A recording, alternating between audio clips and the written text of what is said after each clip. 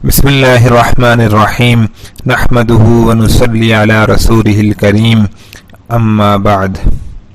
اسلام سہیل ابن عمر، آپ مکہ کے اشراف اور سادات میں سے تھے، خطیب قریش کے نام سے مشہور تھے۔ صلح حدیبیہ میں انہی کو آتے دیکھ کر آپ صلی اللہ علیہ وسلم نے فرمایا تھا کہ اب تمہارا معاملہ کچھ سہل ہو گیا ہے۔ فتح مکہ کے دن سہیل نے اپنے بیٹے عبداللہ کو بارگاہ نبوت میں بھیجا کہ جا کر آپ صلی اللہ علیہ وسلم سے میرے لیے امن حاصل کرے۔ آپ صلی اللہ علیہ وسلم نے اس کو امن دیا اور صحابہ رضی اللہ تعالیٰ عنہم سے مخاطب ہو کر یہ فرمایا کہ جو شخص سہیل سے ملے وہ اس کی طرف تیز نظروں سے نہ دیکھے۔ قسم ہے میری زندگی کی، تحقیق سہیل بڑا عاقل اور شریف ہے۔ سہیل جیسا شخص اسلام سے جاہل اور بے خبر نہیں رہ سکتا۔ سہیل نے فی الحال اسلام قبول نہیں کیا۔ غزوہ حنین میں آپ صلی اللہ علیہ وسلم کے ساتھ رہے اور جعرانہ میں مشرف اسلام ہوئے، اور قسم کھائی کہ جس قدر مشرکین کے ساتھ ہو کر جنگ کی ہے اسی قدر اب مسلمانوں کے ساتھ ہو کر جنگ کروں گا، اور جتنا مال مشرکین پر خرچ کیا اتنا ہی مسلمانوں پر خرچ کروں گا۔ ایک دن حضرت عمر رضی اللہ تعالیٰ عنہ کے دروازے پر لوگوں کا مجمع تھا، ملاقات کے منتظر تھے۔ سہیل ابن عمر، ابو سفیان بن حرب اور دیگر مشائخ قریش بھی موجود تھے۔ دربار نے جب اطلاع کی تو صہیب رضی اللہ تعالیٰ عنہ اور بلال رضی اللہ تعالیٰ عنہ اور دیگر اہل بدر کو اندر بلا لیا گیا، اور سہیل اور ابو سفیان اور مشائخ قریش کو چھوڑ دیا گیا۔ ابو سفیان نے کہا کہ آج جیسا منظر تو میں نے کبھی دیکھا ہی نہیں، غلاموں کو تو بلایا جا رہا ہے اور ہماری طرف التفات بھی نہیں۔ اس موقع پر سہیل رضی اللہ تعالیٰ عنہ نے جو عاقلانہ اور دانشمندانہ جواب دیا وہ دلوں کی تختیوں پر کندہ کرانے کے قابل ہے۔ سہیل رضی اللہ تعالیٰ عنہ نے ابو سفیان اور دیگر مشائخ قریش کو مخاطب کر کے کہا کہ اے قوم، خدا کی قسم ناگواری اور غصے کے آثار تمہارے چہروں پر نمایاں دیکھ رہا ہوں۔ بجائے اس کے کہ تم دوسروں پر غصہ کرو، تم کو خود اپنے نفسوں پر غصہ کرنا چاہیے، اس لیے کہ دین حق کی دعوت ان لوگوں کو بھی دی گئی اور تم کو بھی۔ یہ لوگ سنتے ہی دوڑ پڑے اور تم نے پس و پیش کی اور پیچھے رہے۔ خدا کی قسم، جس شرف اور فضیلت کے یہ لوگ لے دوڑے، تمہارا اس شرف سے محروم رہ جانا میرے نزدیک اس دروازے کی محرومی سے کہیں زیادہ سخت ہے جس پر تم آج رش کر رہے ہو۔ اے قوم، یہ لوگ تم سے سبقت لے گئے جو تمہاری نظروں کے سامنے ہیں، اور تمہارے لیے اس شرف اور فضیلت کے حاصل ہونے کی اب کوئی سبیل نہیں۔ اس کھوئے ہوئے شرف کے تدارک اور تلافی کی اگر کوئی صورت ہے تو صرف جہاد فی سبیل اللہ اور اللہ کی راہ میں جاں بازی اور سرفروشی ہے۔ اس کے لیے تیار ہو جاؤ، عجب نہیں کہ حق تعالی شانہ تم کو شہادت کی دولت و نعمت سے مالا مال فرمائے۔ سہیل نے اپنی تقریر دل پذیر کو ختم کیا اور دامن جھاڑ کر اسی وقت جہاد فی سبیل اللہ کے لیے کھڑے ہو گئے، اور مع خاندان و اہل و عیال کے رومیوں سے مقابلے کے لیے شام کی طرف روانہ ہوئے اور جنگ یرموک میں شہید ہوئے، اور بعض کہتے ہیں کہ طاعون امواس میں وفات پائی۔ بہرحال مقصد ہر صورت میں حاصل ہوا کہ طاعون کی موت بھی شہادت ہے۔ اسلام عتبہ و معتب پسران ابی لہب۔ حضرت عباس رضی اللہ تعالیٰ عنہ راوی ہیں کہ رسول اللہ صلی اللہ علیہ وسلم جب مکہ کو فتح کرنے کے لیے تشریف لائے تو مجھ سے یہ فرمایا کہ تمہارے دونوں بھتیجے عتبہ اور معتب یعنی ابو لہب کے بیٹے کہاں ہیں؟ وہ مجھے دکھائی نہیں دیتے۔ آخر وہ دونوں کہاں ہیں؟ میں نے عرض کیا کہ جو مشرکین قریش روپوش ہو گئے ہیں انہی کے ساتھ یہ دونوں بھی کہیں دور چلے گئے ہیں۔ آپ صلی اللہ علیہ وسلم نے فرمایا کہ ان دونوں کو میرے پاس لاؤ۔ میں آپ صلی اللہ علیہ وسلم کے ارشاد کے مطابق سوار ہو کر مقام عرنا گیا اور وہاں سے دونوں کو اپنے ساتھ لایا۔ آپ صلی اللہ علیہ وسلم نے ان کے سامنے اسلام پیش کیا، دونوں نے اسلام قبول کیا اور آپ صلی اللہ علیہ وسلم کے ہاتھ پر بیعت کی۔ پھر آپ صلی اللہ علیہ وسلم کھڑے ہو گئے اور دونوں کے ہاتھ پکڑے ہوئے باب کعبہ کے قریب ملتزم پر آئے اور دیر تک دعا مانگتے رہے۔ پھر وہاں سے واپس ہوئے اور چہرے انور پر مسرت کے آثار نمایاں تھے۔ حضرت عباس رضی اللہ تعالیٰ عنہ کہتے ہیں کہ میں نے عرض کیا کہ اللہ تعالیٰ آپ صلی اللہ علیہ وسلم کو ہمیشہ مسرور رکھے، آپ صلی اللہ علیہ وسلم کے چہرے کو مسرور دیکھ رہا ہوں۔ آپ صلی اللہ علیہ وسلم نے فرمایا کہ میں نے اپنے پروردگار سے یہ درخواست کی تھی کہ مجھ کو میرے چچا کی یہ دونوں بیٹے عتبہ اور معتب عطا کر دیے جائیں، سو اللہ تعالیٰ نے مجھ کو یہ دونوں عطا کر دیے اور میرے لیے ان دونوں کو ہبہ کر دیا۔ اسلام معاویہ رضی اللہ تعالیٰ عنہ۔ بعض کہتے ہیں کہ معاویہ فتح مکہ میں اسلام لائے، مگر صحیح یہ ہے کہ صلح حدیبیہ کے بعد اسلام لائے، مگر اپنے اسلام کو مخفی رکھا اور فتح مکہ میں اس کا اظہار کیا۔ ام المومنین حضرت ام حبیبہ رضی اللہ تعالی عنہ بنت ابو سفیان رضی اللہ تعالی عنہ حضرت معاویہ رضی اللہ تعالی عنہ کی بہن تھیں، اور ماں کا بھائی ماموں ہوتا ہے، اس لیے حضرت معاویہ رضی اللہ تعالی عنہ خال المؤمنین ہوئے، یعنی تمام مسلمانوں کے ماموں ہوئے۔ اور جس طرح اہل بیت اور عزیز رشتہ داروں سے محبت رکھنا مومن پر فرض اور لازم ہے، اسی طرح حضور صلی اللہ علیہ وسلم کے خسر اور برادر نسبتی اور سسرالی رشتہ داروں سے بھی محبت فرض اور لازم ہے۔ ابو سفیان ابن حرب آپ صلی اللہ علیہ وسلم کی زوجہ مطہرہ ام حبیبہ رضی اللہ تعالیٰ عنہ کے والد محترم ہیں، اور معاویہ رضی اللہ تعالیٰ عنہ ام حبیبہ رضی اللہ تعالیٰ عنہ کے بھائی ہیں۔ ان سے محبت رکھنا فرض ہے اور ان سے کینہ اور عداوت رکھنا حرام ہے، اور اسلام سے پہلے جو ہو چکا وہ سب معاف ہے، اور اسلام سے پہلی باتوں کا ذکر کرنا از روئے قرآن و حدیث قطعاً ممنوع ہے۔ بت خانوں کی تخریب کے لیے سرایا کی روانگی۔ حضرت صلی اللہ علیہ وسلم فتح کے بعد تقریباً 15 روز مکہ مکرمہ میں مقیم رہے۔ جو بت خانہ کعبہ میں تھا اس کو منہدم کرایا اور یہ منادی کرا دی کہ جو شخص اللہ اور یوم آخرت پر ایمان رکھتا ہے وہ اپنے گھر میں کوئی بت باقی نہ چھوڑے۔ جب مکہ مکرمہ بتوں سے پاک ہو گیا اور اس کے تمام بت گرا دیے گئے تو مکہ کے اطراف و اکناف میں بتوں کے منہدم کرنے کے لیے چھوٹی چھوٹی جماعتیں روانہ فرمائیں۔ 25 رمضان المبارک سن 8 ہجری کو خالد ابن ولید رضی اللہ تعالیٰ عنہ کو 30 سواروں کی جمعیت کے ساتھ عزا کے منہدم کرنے کے لیے مقام نخلہ کی طرف روانہ فرمایا۔ اس مقام تک مکہ سے ایک شب کا راستہ ہے، اور عمر ابن عاص رضی اللہ تعالیٰ عنہ کو سواع کے منہدم کرنے کے لیے بھیجا۔ یہ مکہ سے 3 میل کے فاصلے پر تھا۔ عمر ابن عاص رضی اللہ تعالیٰ عنہ جب وہاں پہنچے تو اس بت کے مجاور نے ان سے کہا کہ تم کس ارادے سے آئے ہو؟ عمر ابن عاص رضی اللہ تعالیٰ عنہ نے کہا کہ رسول اللہ صلی اللہ علیہ وسلم کے حکم سے اس بت کو منہدم کرنے آیا ہوں۔ عمر رضی اللہ تعالیٰ عنہ کا یہ جواب سن کر مجاور نے کہا کہ تم اس پر کبھی قادر نہ ہو سکو گے، خدا سوا یعنی یہ بت کا نام ہے تم کو خود روک دے گا۔ عمر ابن عاص رضی اللہ تعالیٰ عنہ نے کہا کہ افسوس، تو ابھی تک اسی خیال باطل میں پھنسا ہوا ہے، کیا یہ سنتا اور دیکھتا ہے جو مجھ کو روک دے گا؟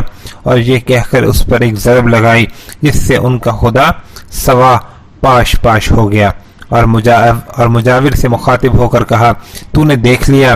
مجاور یہ دیکھتے ہی فوراً مسلمان ہو گیا اور کہا اسلمت للہ، میں اسلام لایا اللہ کے لیے۔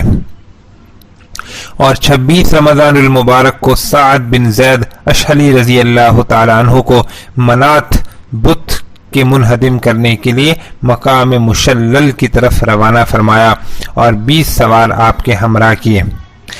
غرض یہ کہ رمضان المبارک کا تمام مہینہ اسی بت شکنی یعنی ارض اللہ سے کفر و شرک کی نجاست کے دھلوانے میں صرف ہوا۔ غزوہ حنین و اوتاس اور طائف یوم شنبہ 6 شوال سن 8 ہجری۔ حنین مکہ اور طائف کے درمیان ایک مقام کا نام ہے جہاں قبائل حزان و ثقیف آباد تھے۔ یہ قبائل نہایت جنگجو اور قادر تیر انداز تھے۔ فتح مکہ سے یہ خیال پیدا ہوا کہ کہیں آپ صلی اللہ علیہ وسلم ہم پر حملہ نہ کر دیں، اس لیے مشورے سے یہ طے پایا کہ قبل اس کے کہ آپ صلی اللہ علیہ وسلم ہم پر حملہ آور ہوں، ہم کو چل کر آپ صلی اللہ علیہ وسلم پر حملہ کر دینا چاہیے۔ چنانچہ ان کے سردار مالک بن عوف نصری 20,000 آدمیوں کی جمعیت لے کر آپ صلی اللہ علیہ وسلم پر حملہ کرنے کے لیے چلا۔ درید بن سما سردار بن جشم اگرچہ پیرانہ سالی کی وجہ سے حص و حرکت بھی نہیں کر سکتا تھا، لیکن بوڑھے اور تجربہ کار اور جہاں دیدہ اور جنگ آزمودہ ہونے کی وجہ سے اس کو بھی ساتھ لے لیا تاکہ صلاح اور مشورہ میں اس سے مدد ملے۔ مالک بن عوف نے تمام سپاہ گروں کو یہ تاکید کر دی تھی کہ ہر شخص کے اہل و عیال اس کے ساتھ رہیں تاکہ خوب جم کر مقابلہ کریں اور کوئی شخص اپنے اہل و عیال کو چھوڑ کر بھاگ نہ سکے۔ جب وادی اوتاس میں پہنچے تو درید نے دریافت کیا کہ یہ کون سا مقام ہے۔ لوگوں نے کہا کہ یہ مقام اوتاس ہے۔ درید نے کہا کہ یہ مقام جنگ کے لیے نہایت موزوں اور مناسب ہے، یہاں کی زمین نہ بہت سخت ہے اور نہ بہت نرم کہ پاؤں دھس جائیں گے۔ پھر کہا یہ کیا ہے کہ اونٹوں کا بولنا اور گدھوں کا چیخنا اور بکریوں کا آواز کرنا اور بچوں کا رونا اور بلبلانا سن رہا ہوں۔ لوگوں نے کہا کہ یہ مالک بن عوف لوگوں کو ماں اہل و عیال اور ماں جان و مال لے کے آیا ہے تاکہ لوگ ان کے خیال سے سینہ سپر ہو کے لڑیں۔ درید نے کہا سخت غلطی کی، کیا شکست کھانے والا کچھ واپس لے کر جاتا ہے؟ جنگ میں سوائے نیزہ اور تلوار کے کوئی شے کام نہیں آتی۔ اگر تجھ کو شکست اور ہزیمت ہوئی تو تمام اہل و عیال کی ذلت اور رسوائی کا باعث ہوگا۔ بہتر یہ ہے کہ تمام اہل و عیال کو لشکر کے پیچھے رکھا جائے۔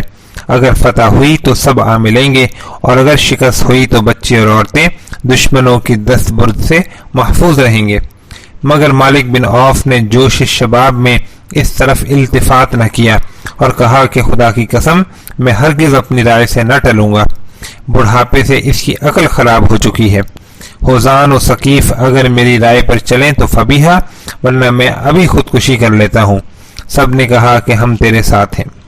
حضرت صلی اللہ علیہ وآلہ وسلم کو جب ان حالات و واقعات کی اطلاع پہنچی تو عبداللہ بن ابی حدر اسلمی رضی اللہ تعالی عنہ کو تحقیق و تفتیش کے لیے روانہ فرمایا۔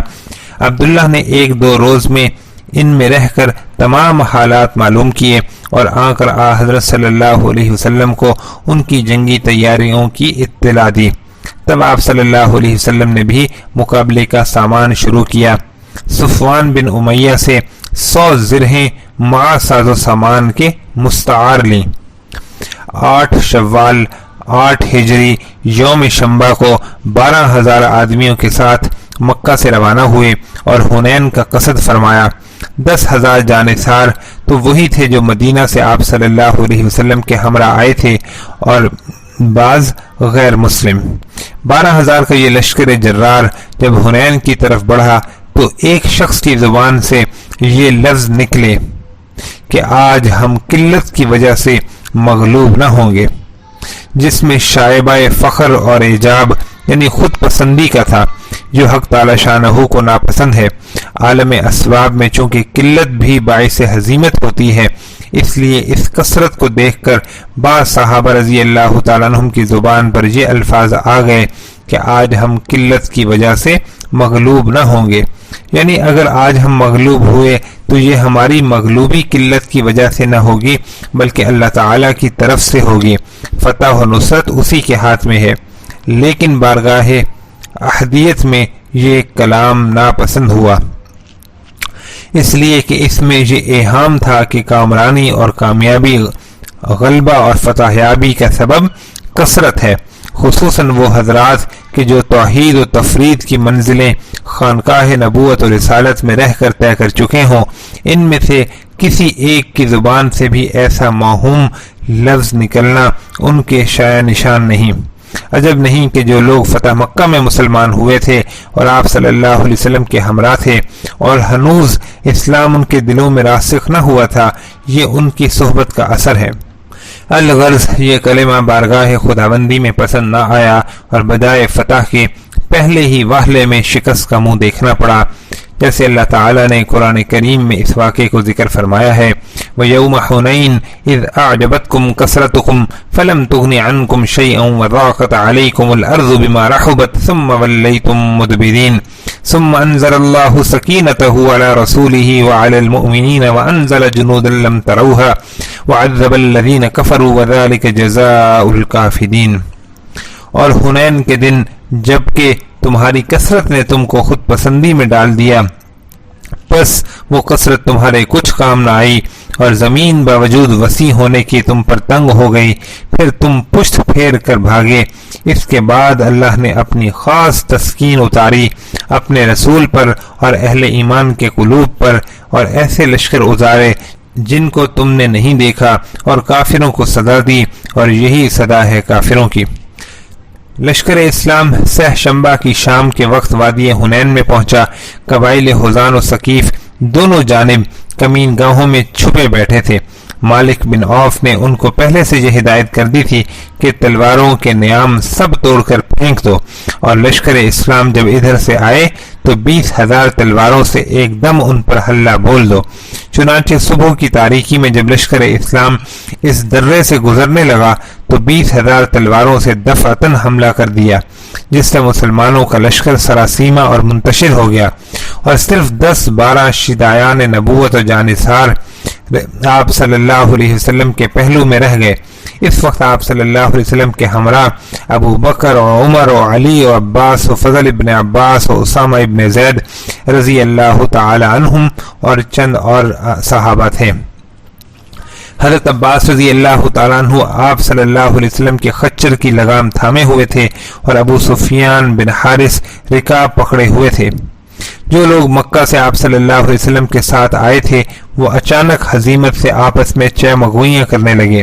ابو سفیان بن حرب یعنی امیر معاویہ رضی اللہ تعالیٰ عنہ کے باپ نے کہا، اب یہ ہزیمت دریا سے ورے نہیں تھمتی، اور کلدہ بن حنبل نے خوشی میں چلا کر یہ کہا، آج سحر کا خاتمہ ہوا۔ صفوان بن امیہ نے کہا، حالانکہ وہ اس وقت مشرک تھے، خاموش، اللہ تیرے منہ کو بند کرے، میرے نزدیک یہ زیادہ عزیز ہے کہ قریش کا کوئی آدمی میرا والی اور مربی ہو، اس بات سے کہ قبیلہ حزان کا کوئی شخص میری تربیت کرے۔ شیبہ بن عثمان بن ابی طلحہ نے کہا، آج میں محمد سے اپنے باپ کا بدلہ لوں گا، اس کا باپ جنگ احد میں مارا گیا تھا۔ جب آپ صلی اللہ علیہ وسلم کی طرف بڑھا تو فوراً غشی طاری ہو گئی اور آپ صلی اللہ علیہ وسلم تک نہ پہنچ سکا۔ سمجھ گیا کہ مجھ کو من جانب اللہ آپ صلی اللہ علیہ وسلم تک پہنچنے سے روکا گیا۔ بعد میں مشرف با اسلام ہوئے۔ الغرض جب قبائل حزان و ثقیف نے کمین گاہوں سے نکل کر ایک دم ہلہ بول دیا اور مسلمانوں پر ہر طرف سے بارش کی طرح تیر برسنے لگے تو پیر اکھڑ گئے۔ صرف رفقائے خاص آپ صلی اللہ علیہ وسلم کے پاس رہ گئے۔ آپ صلی اللہ علیہ وسلم نے 3 بار پکار کر فرمایا، اے لوگو ادھر آؤ، میں اللہ کا رسول اور محمد بن عبداللہ ہوں، انا النبی لا کذب، انا ابن عبد المطلب، میں سچا نبی ہوں۔ اللہ نے مجھ سے جو فتح و نصرت اور میری عصمت و حمایت کا وعدہ کیا ہے وہ بالکل سچا ہے، اس میں کذب کا امکان نہیں، اور میں عبد المطلب کا بیٹا ہوں۔ حضرت عباس رضی اللہ تعالیٰ عنہ بلند آواز تھے، ان کو حکم دیا کہ مہاجرین و انصار کو آواز دیں۔ انہوں نے بآواز بلند یہ نعرہ لگایا، یا معشر الانصار، یا اصحاب الثمرہ، اے گروہ انصار، اے وہ لوگ جنہوں نے کیکر کے درخت کے نیچے بیعت رضوان کی تھی۔ آواز کا کانوں میں پہنچنا تھا کہ ایک دم سب پلٹ گئے اور منٹوں میں پروانہ وار آ کر شمع نبوت کے گرد جمع ہو گئے۔ آپ صلی اللہ علیہ وسلم نے مشرکین پر حملے کا حکم دیا۔ جب گھمسان کی لڑائی شروع ہو گئی اور میدان کارزار گرم ہو گیا تو آپ صلی اللہ علیہ وسلم نے ایک مشت خاک لے کر کافروں کی طرف پھینکی اور یہ فرمایا، شاہت الوجوہ، برے ہوئے یہ چہرے۔ صحیح مسلم کی ایک دوسری روایت میں ہے کہ آپ صلی اللہ علیہ وسلم نے مشت خاک پھینکنے کے بعد یہ فرمایا، جس کا ترجمہ ہے، قسم ہے رب محمد کی، انہوں نے شکست کھائی۔ کوئی انسان ایسا نہ رہا جس کی آنکھ میں اس مشت خاک کا غبار نہ پہنچا ہو، اور ایک لمحہ نہ گزرا تھا کہ دشمنوں کے قدم اکھڑ گئے، بہت سے بھاگ گئے اور بہت سے اسیر کر لیے گئے۔ اسی بارے میں اللہ تعالی نے یہ آیت نازل فرمائی جو ابھی ہم نے تلاوت کی۔ ادھر آپ صلی اللہ علیہ وسلم نے ایک مشت خاک پھینکی اور ادھر بہادران اسلام نے محض اللہ کی نصرت و اعانت پہ بھروسہ کر کے حملہ کیا۔ دم کے دم میں کایا پلٹ گئی۔ بہادران ہوزان کے باوجود قوت اور شوکت کے پیر اکھڑ گئے اور مسلمانوں نے ان کو گرفتار کرنا شروع کر دیا۔ دشمن کے 70 آدمی مارکے میں کام آئے اور بہت سے گرفتار ہوئے اور بہت کچھ مال و اسباب ہاتھ آیا۔ جبیر ابن مطعم رضی اللہ تعالیٰ عنہ راوی ہیں کہ ہوزان کی شکست اور پسپائی سے کچھ ہی پہلے ایک سیاہ چادر میں نے آسمان سے اترتی دیکھی۔ وہ چادر ہمارے اور دشمن کے مابین آ کر گری۔ دفعتاً اس میں سے سیاہ چونٹیاں نکلیں اور تمام وادی میں پھیل گئیں۔ مجھ کو ان کے فرشتے ہونے میں ذرہ برابر شک نہ تھا۔ ان کا اترنا تھا کہ دشمنوں کو شکست ہوئی۔ شکست کے بعد ہوزان و ثقیف کا سردار اور سپہ سالار مالک بن عوف نصری ایک جماعت کے ساتھ بھاگا اور طائف میں جا کر دم لیا، اور درید بن سما اور کچھ لوگوں نے بھاگ کر مقام اوتاس میں پناہ لی، اور کچھ لوگ بھاگ کر مقام نخلا میں پہنچے۔ حضرت صلی اللہ علیہ وسلم نے ابو موسیٰ اشعری رضی اللہ تعالیٰ عنہ کے چچا ابو عامر اشعری رضی اللہ تعالیٰ عنہ کو تھوڑی سی فوج کے ساتھ اوتاس کی طرف روانہ کیا۔ جب مقابلہ ہوا تو درید بن سما ربیع بن رفیع رضی اللہ تعالیٰ عنہ کے ہاتھ سے مارا گیا۔ سلمہ بن درید نے ابو عامر اشعری رضی اللہ تعالیٰ عنہ کے گھٹنے میں ایک تیر مارا جس سے وہ شہید ہو گئے۔ ابو موسیٰ اشعری رضی اللہ تعالیٰ عنہ نے بڑھ کر رایت اسلام یعنی اسلام کا جھنڈا سنبھالا اور نہایت شجاعت و بہادری سے مقابلہ کیا اور اپنے چچا کے قاتل کو قتل کیا، یہاں تک کہ اللہ تعالیٰ نے مسلمانوں کو فتح دی۔ ابو عامر اشعری رضی اللہ تعالیٰ عنہ نے مرتے وقت ابو موسیٰ اشعری رضی اللہ تعالیٰ عنہ سے کہا کہ اے بھتیجے، رسول اللہ صلی اللہ علیہ وسلم سے میرا سلام عرض کرنا اور یہ کہنا کہ میرے لیے دعائے مغفرت فرمائیں۔ ابو موسیٰ رضی اللہ تعالیٰ عنہ کہتے ہیں کہ میں نے جا کر آپ صلی اللہ علیہ وسلم سے تمام واقعہ بیان کیا اور اپنے چچا ابو عامر کا سلام و پیام پہنچایا۔ آپ صلی اللہ علیہ وسلم نے اسی وقت وضو کے لیے پانی منگوایا اور وضو کر کے ہاتھ اٹھائے اور یہ دعا مانگی، اے اللہ عبید ابو عامر کی مغفرت فرما۔ پھر یہ دعا مانگی، اے اللہ قیامت کے دن اس کو بہت سے بندوں سے اونچا فرما۔ ابو موسیٰ رضی اللہ تعالیٰ عنہ کہتے ہیں کہ میں نے عرض کیا کہ یا رسول اللہ صلی اللہ علیہ وسلم، میرے لیے بھی دعائے مغفرت فرمائیے۔ آپ صلی اللہ علیہ وسلم نے فرمایا، اے اللہ عبداللہ بن قیس کے گناہوں کی مغفرت فرما اور قیامت کے دن اس کو یعنی ابو موسیٰ کو عزت کی جگہ میں داخل فرما۔